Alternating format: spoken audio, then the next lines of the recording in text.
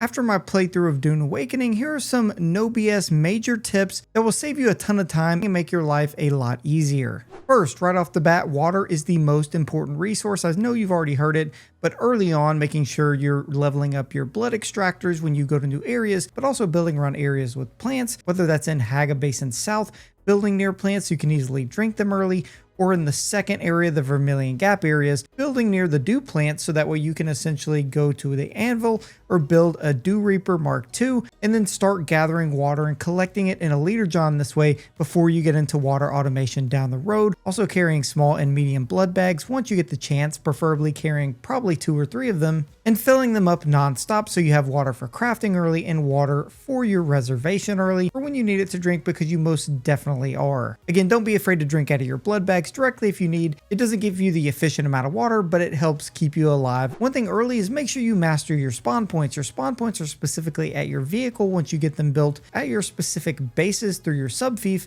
or through respawn beacons. Early on, you can use a respawn beacon to specifically throw down near an area if you're having trouble or think you might die. That way you can respawn right at your dead body very quickly. Also at your base spawn points, whether you build a new base or move it early, especially early on when you build one, make sure you go into your subfief specifically and set that as your respawn point, because if you don't set it at your base and you die, you'll spawn across the entire world and have to run all the way back. And for your vehicle respawn points, as long as your vehicle is out in the world, you will always have a choice to respawn there. Keep in mind, if you put it back in your vehicle backup tool, it will go away as a respawn option. Now, one thing you want to do as soon as you make your first Holtzman shield is get that thing up and running and actually hitting the H key to activate it. If you don't activate your Holtzman shield, it doesn't work. You have to turn it on. Believe it or not, there's going to be a ton of people running around with their shields off thinking that they're still working. So when you go into a fight and you get a shield on, make sure you use and actually turn that shield on for it to work. Keep in mind, don't use your shield when you're in the middle of the desert, because believe it or not, your shield, when activated in the desert areas, immediately attracts sandworms and they will be on you like almost instantly and can result in you losing everything. Early on, depending what class you pick, you're going to be able to talk to a ton of trainers early, like for instance the planetologist trainer, who will unlock his specific skill tree once you complete his quest. It's good you go ahead and do that so you can unlock as many skill trees as possible. That way you can have access to as many skills and passives as possible. Keep in mind, to unlock some of the higher level things for those trees, you'll have to eventually continue to talk to them and proceed with their quest lines in order to unlock the advanced trainers. Each different skill set is going to have an advanced trainer that eventually you'll have to unlock in order to skill past a certain point into most of those higher level, higher quality skills. And these advanced trainers are going to be in the main cities later and not necessarily the smaller outposts like the anvil that you'll visit. You'll notice early the crashing ships that are falling from the sky, and I would say for the most part, you should be wary of these, but don't necessarily avoid them because they actually give you some insane rare resources and materials, even some rare recipes. Keep in mind, the shipwrecks that crash that fall from the sky are not the PvP version shipwreck that's on the map. Also, when the ship lands, that means the sandworm will be alerted, so you need to loot it quickly before the sandworm gets to you and basically swallows the ship whole. But if you can clear them and get them fast, they can really pay off, especially for some of the recipes you can unlock. The rarity of loot that these ships will drop is actually based on the tier of area, so if you find these ships at a much higher tier or higher area in the game, then you'll be getting much bigger rewards. And that goes for all loot in the game, essentially progressing from the Vermilion Gap area to some of the next areas like Haga Rift will give you a gigantic gear upgrade. That goes the same for Haga Basin South up to the Vermilion Gap area. Jumping up in that next tier of gear will give you a huge bump, like almost 5 times what will feel like the amount of power between a regular weapon and the next upgraded tier version weapon. Please stop checking your map and just use a resource scanner. Whether you're on foot, building a resource scanner for your vehicles, especially something like your buggy, will be a lifesaver. Instead of checking the map nonstop, zooming in, zooming out, looking for resource nodes, all you have to do is put one on your vehicle or put one in your hand, run around and use the scanner. As soon as it goes off, you'll see all the resources in your area. You can farm them up and it'll save you a ton of time of opening and closing your map 90,000 times. Trust me from experience. Also, stop leveling up. No, I don't mean that literally, but leveling up is not near as important as your intel points. Leveling up will give you a ton of access to passives that'll help your build, yes, but specifically clearing outposts for your intel points is by far more important because it unlocks all your recipes and it gives you a ton of extra unlocks. So by the time you get to steal, you can set up farming automation, research tons of different new weapons, armor, things like that. You won't be able to do any of that with extra skill points. With extra intel points, you'll be able to unlock a new huge array of stuff that's going to help you progress way faster than any skill point will. Also, make sure you're recycling early. You'll get access to the recycler that you can use to break down weapons and different things, and it may only give you a couple parts at the beginning, but as you progress through more and more powerful gear, it gives you some serious resources back. Even early on, don't be throwing stuff on the ground, just toss it in the recycler, and trust me, you're going to get a couple good solid parts that you can use later. When you progress, especially from the first area over to the Vermilion Gap areas, don't rush your technology. Trust me, you're going to get to the next area and you're going to go, how can I build the next improved blood purifier? How can I build this? How can I build that? Trust me, you can try and rush and that's fine, but it also can take some time. For instance, instead of building one blood purifier and waiting until you get the improved blood purifier, build 3 or 4 blood purifiers, because more than likely you're going to get a ton of blood early and it's going to be queued up out of existence while you're trying to purify it. Not to mention it takes a lot of resources early, even just to make some of the small cisterns that hold water. So having multiple blood purifiers for efficiency is just going to help you in the long run. If you don't do that, you're not going to be able to pool a lot of water early. It's going to slow down your progression, keep you from getting that improved blood purifier quicker. And this goes the same for a lot of other resource buildings as well. Another thing, for the sake of your bike and your parts, make sure you're always carrying your welding torch, even if it's just in your inventory. That's for 2 main reasons. You should always be carrying welding wire so that way you can repair your vehicle on the fly if you need to, because if one part on your bike breaks, you're pretty much stranded, so don't let that happen. And second of all, if you happen to find a cool part, let's say a Mark III inventory for your bike,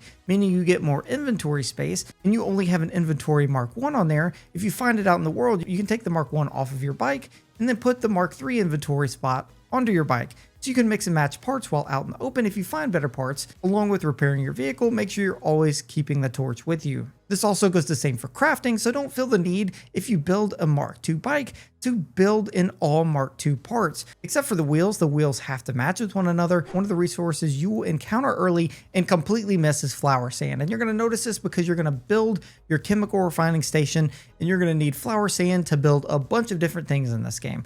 Well, guess what? You're not going to have any, and you're not going to have any idea where to get it probably. You specifically have to gather it from fire sand areas. Now you can pick this up, or once you complete enough of your journey axe, you'll actually unlock the compactor. Now the compactor, what it's going to do is let you shoot those fire sand areas and actually gain flour sand from it fairly quickly, and you can actually gather a lot of it very fast this way. Keep in mind you need to complete one of the earlier journey acts in order to unlock the compactor through the journey act itself. Trust me, you'll know if you've done it. Now the fire sand areas where you get this flour sand can sometimes be out in the middle of the desert, and keep in mind if you run out there or drive a bike out there, the worm is eventually going to find you and swallow you whole. What you can do is target specific spots, so look for good safe spots and make sure to farm those when you come across them. Now on top of getting the compactor for your flour sand, make sure you're completing all of your act journeys when you progress to new areas fairly quickly, because they can actually unlock some decent things behind the journeys themselves. For instance, your first compactor is unlocked behind one of the trials, as well as some of your skill abilities, like being able to unlock your third skill ability is unlocked behind one of the trials as well. So make sure you're doing those as you're progressing to new areas, because they can unlock some serious game-changing mechanics. Now moving bases, this is going to be the sore spot of this game. In the Haga Basin South area, you'll get a quest to move up to the Vermilion Gap.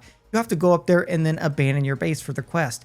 One thing you want to do early is not save a ton of stuff. Get only the main stuff or unique materials that you need and the stuff you need to build a base. Make that trip up to the Vermilion Gap area, build a small little base, put all of your primary materials in there. Keep in mind, ideally you should build an inventory for your sand bike before you go and fill that up completely. That way you can carry all of your resources, or as many as you can, up with you. Now before you move to a new spot, you want to go ahead when going to a new area, if possible, trying to shoot off one of the probes so that way you can see all around the new area that you're going to.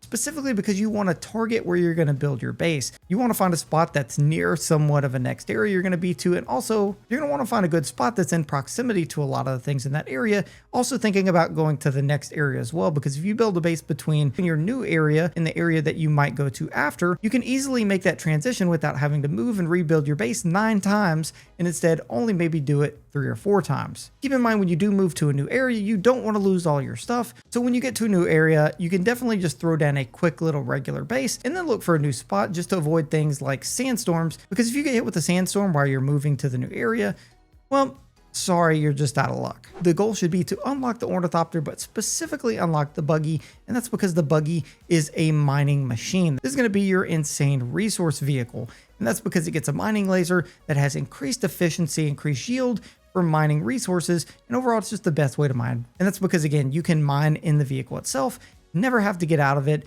and mine increased efficiency, and especially with certain perks, mine a lot of extra increased efficiency through the Planetologist tree. Now, PvE loot in dungeons spawns at a rate a little bit slower than PvE, but the PvP loot spawns every 20 minutes. PvE zones have a longer respawn timer on a lot of the loot and chests, but the good thing with that is everyone in your party can loot those chests, unlike the PvP chests, where only one person, I believe, is going to be able to do that. That way, if you come into a PvE area with a large group of players or all the players in your guild and clear it out really quickly, all of the players in your guild can get all the rewards from those chests, and you can maximize the amount of time you're spending clearing and gathering resources. Now, talking about water automation, even before you get to the water automation step, one big thing is going to be building directly near water and flower sand, but specifically around areas where there's a ton of water. Early on, that means a ton of dew plants around, because essentially just letting them respawn, you can easily get 10 to 15,000 water in some places. Just doing one quick round of collection, if you manage to lock down that base spot, you and your guild can be easily sustained in building tons of crazy stuff early with the amount of insane water you're going to be getting. So keep in mind, those are going to be some of the best spots in the game. If you see a spot with a ton of plants, pop a base down on it and claim it immediately for that huge advantage. Now, with guilds especially, you're going to need to know and learn a lot of your recipes, which comes into that intel point I made earlier, where you should prioritize intel over skill points. Keep in mind, early in the game, when you find a weapon, you can't just craft that weapon because you found it. You need to learn the recipe for it. The cool thing about this is certain spots in the game, actually a lot of spots in the game, drop specific recipes and specific things for you to learn how to build these. So whether they're things you need to learn and get the intel points for, or special recipes that can build some of the best gear in the game, or certain spawn points and loot drops from different areas that you can get in the game. So knowing where some of those are as the game and more info releases, one of the big mistakes you can make, especially with the guild, is your faction. Now, you can betray every faction in the game, but you can only do it once. So you can betray every single faction. When they release a new faction, you can betray yours and go to the next one over and over and over again. But if you betray a faction, you cannot go back to it basically ever. So if you start playing in Harkonnen and then you immediately betray them at the beginning of the game and go to another faction, and then your guild decides that they're going to all play Harkonnen, well, guess what? You have to be in the same faction as your guild in order to essentially play with your guild. So if they're Harkonnen and you betrayed Harkonnen, well, you're out of luck. So keep that in mind, especially if you're setting up a guild. You want to kind of get everybody on the same page. Another big thing is the taxi service. You haven't seen it before yet, but the taxi service, especially going from major cities or different areas, is going to be a big deal, because as you complete quests and contracts and basically roll throughout the map, you're going to be able to use the taxi service and pay for it to go to different cities. Keep in mind, in order to go to an area, you have to have physically been there and unlocked it first. You can go to them directly from different areas to help complete contracts, complete quests that you've already done, and just turn those in instead of have to drive all the way there. But also, you're going to be able to visit the trainers and the advanced trainers that are there, so that way you can learn those next skill unlocks without, again, having to take the entire trip. Also, different places will sell you different things and upgraded resources, upgraded materials, upgraded gear, etc. the further you progress. So you can go to new areas or go back to other areas much easier this way if you need to, let's say, get a recipe that you missed out on that one of the vendors have. Your vehicle backup tool, always carry it with you. It can store different types of vehicles. It can store the Ornithopter, it can store the sand bike versions, and these can act again as your respawn points if you need them, and put them out at certain locations when you go to explore. Keep in mind, if you leave your vehicle out in the world and not within either like the confined closed area of your base or in your vehicle backup tool, and it's just out in the open, it will automatically decay. Over a certain amount of sandstorms, it can completely destroy your vehicle and just fully make it disappear. So if you leave it outside your base and you log off, when you log on, it will be gone. Next, as you go to the major cities and major outposts, again, the gear is going to get better and better. You don't have to spend your Solari early, but you should spend your Solari early. I know that didn't make any sense. Spend your Solari early on huge upgrades to your tools that are going to help you survive and just progress quicker. Like when you go to Vermilion Gap, make sure you pick up the Mark II Blood Purifier. It gives you a ton of extra blood, hence a ton of extra water. The Dew Reaper Mark II, you get a ton of extra water again. The Mark II Cut Array, you can immediately start mining iron. These will be huge upgrades right out of the gate as you progress to new areas. And the last thing, and the most important mistake everyone in this game is going to make, is just have fun. I know a lot of you watch these and think I'm trying to rush you into endgame. I'm not. Some players are going to play that way and some players aren't. The biggest tip, take your time and have fun. If you want to rush to the endgame. If you don't, explore the world. There's a ton of stuff to do. Take your time and just honestly have fun. But if you are looking to have fun or a cool build in Dune Awakening, check out either of these videos, and trust me, you'll be having a lot of fun after you learn about this stuff.